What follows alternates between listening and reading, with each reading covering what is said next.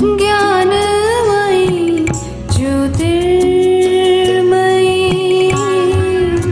मरियं तु दयामयी मरियं तु दयामयी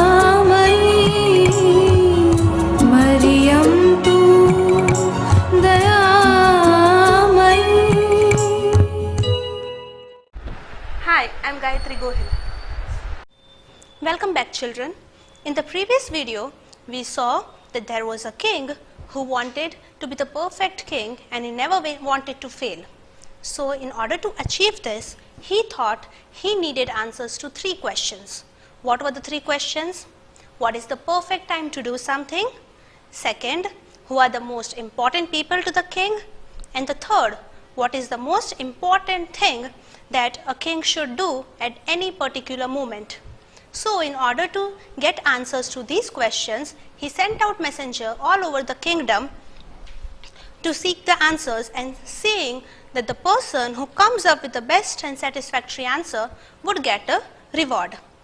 But now, since it was in the open, many people came up but with various answers and none satisfactory. So, no reward was given. Now the king heard that there was a hermit in the woods who was very wise, and people thought that he would be able to give the answers to his questions. So the king decided to go to the hermit himself and ask the questions. But when the king reached there, he saw that the hermit was not at all interested in answering the questions. The king even offered to help him in digging the beds, but still the hermit made no answer. Now let us see what happens. We also saw that suddenly something happened which made the king and the hermit stop working and take notice. Let us see what happened. "Here comes someone running," said the hermit. The king turned round and saw a bearded man running toward them. His hands were pressed against his stomach, which was bleeding. When he reached the king, he fainted. So when they were digging, suddenly they saw that a man was running and coming towards them, and his hands were pressed to his stomach, and his stomach was bleeding. And when he finally reached them, he fainted. So obviously he was very wounded and he needed help. The king and the hermit removed the man's clothing and found a large wound in his stomach. The king washed and covered it with his handkerchief, but the blood would not stop flowing. The king redressed the wound until at last the bleeding stopped. So, now what did the king and the hermit do? They helped the man, removed his clothing, did the dressing. The king, he took his handkerchief and dressed him himself, but still the blood would not stop flowing. So he dressed him again. So what do we find here? That the king was very kind and very helpful. Now, once the wound was redressed, the blood stopped flowing and the person was feeling a bit better. Here you can see that the king and the hermit are helping the wounded man in dressing his wounds. Can you see this?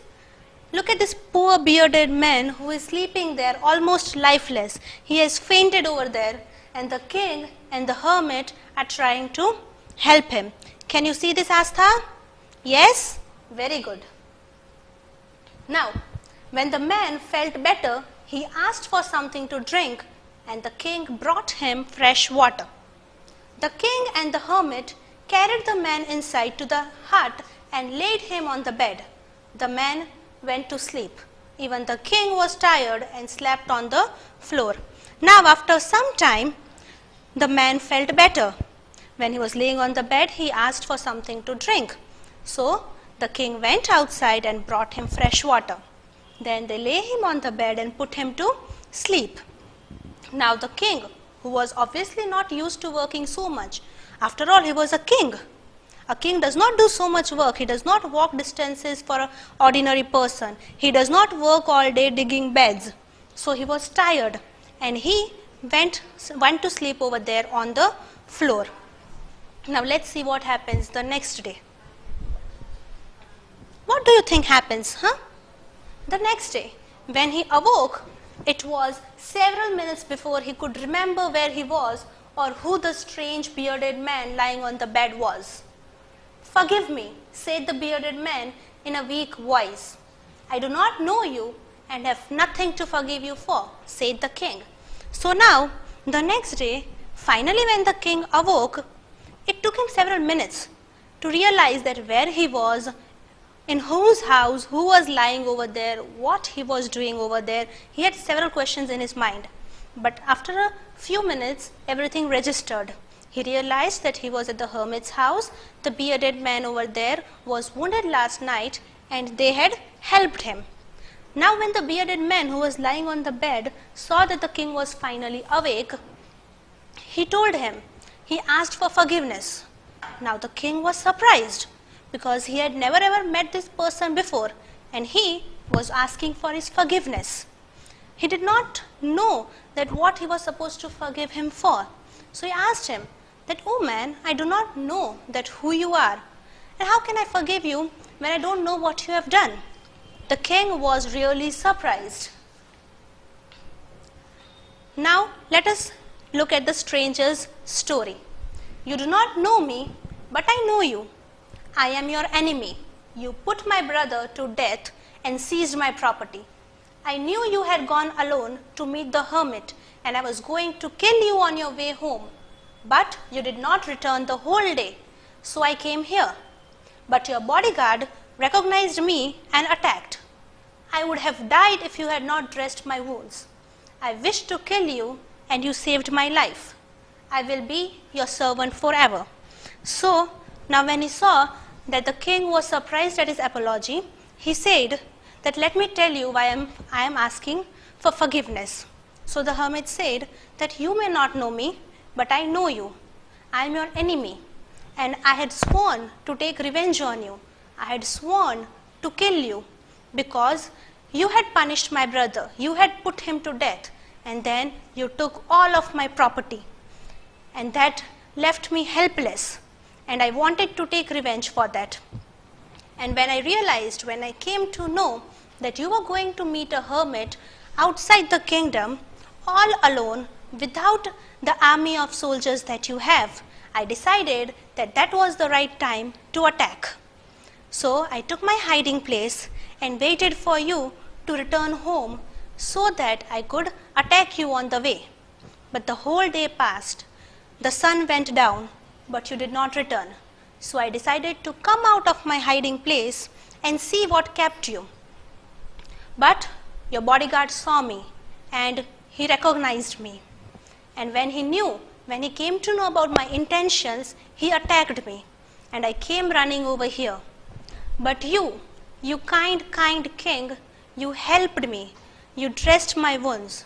If you had not helped me, I would have died. I came to kill you, but instead you saved my life. I could not be grateful enough. And so I promise that I will be your servant for the rest of my life. And not only me, I promise that even my children would serve you for as long as they live. This is how I am going to show my gratitude." The king was very happy to have made peace with his enemy so easily. He not only forgave him, but also promised to send his servants and doctors to look after him. He also promised to return his property. Now, the king was very happy because he had changed an enemy to a friend. He not only forgave him, but also promised that he would send his servants and his doctors to take care of him. And he also promised that he would return all the property that he had seized from the poor man. Now, the king went to the hermit again and said, "For the last time I beg you to answer my questions, wise man." "You have already been answered," said the hermit. The king was surprised and asked how. Now, once all this was over, he had made peace with the enemy. He went to the hermit again to seek the answers, to do that one thing that he had come there for. He asked the hermit again that, "Are you going to answer my questions?" The hermit said that you have already found your answers. Now listening to this, the king was surprised and asked the hermit to explain how exactly he had got his answers. So the hermit said, "If you had not pitied my weakness yesterday and had not dug beds for me, you would have gone away and the man would have attacked you. So the most important time was when you were digging the beds. And I was the most important man, and to do me good was your most important business." So what were the wise words that the hermit said? He said that in answer to your 3 questions, the most important time for you was when you were digging the beds. Why? Because if you were not digging those beds, if you were not helping me, you would have gone back home. And what would have happened? The man would have attacked you. You might have been killed, you might have been severely injured. So, the perfect time, the correct time for you was to be here and dig those beds. Who was the most important person for you at that time? It was me. Me means the hermit, because he wanted the answers from the hermit. And what was the most important thing for the king to do? Was to be good, be kind to the hermit so that he could finally get his answers. But this was not all the hermit said. Afterwards, when the man ran to us, the most important time was when you were caring for him, because if you had not dressed his wounds, he would have died without making peace with you. So, he was the most important person, and what you did for him was your most important business. So he said, not only this, when you were trying to help him, help the wounded man, the most important time was that time when you were caring for that man. And what was the most important thing you were doing? Dressing his wounds. And who was the most important person at that time? That bearded man. So what did we learn here? So the hermit said that the most important time for you to do anything is now. Whatever you want to do, whatever you want to say, do it now, say it now, because this is the only time that you have control over. You have no control over the past, you have no control over the future. The only thing you can do is focus on the now and move ahead. Then, who is the most important person? The most important person is the person you are with at a particular moment, for no one knows what will happen in the future or whether we will meet anyone else. So now, who is the most important person at any given time? The person at that time, whoever is with you, that is the most important person, because you don't know whether you will see that person again or anyone else for that matter. So when you are with someone, pay attention to that person instead of letting your mind wander.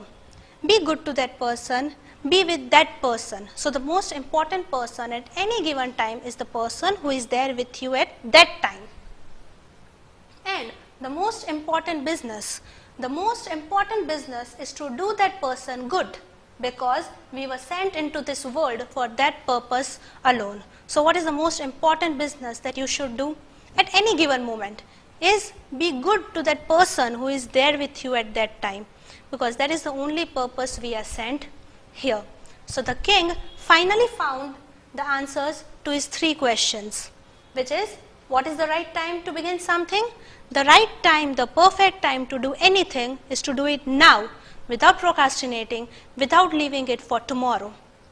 Which people should he listen to? The person you are with.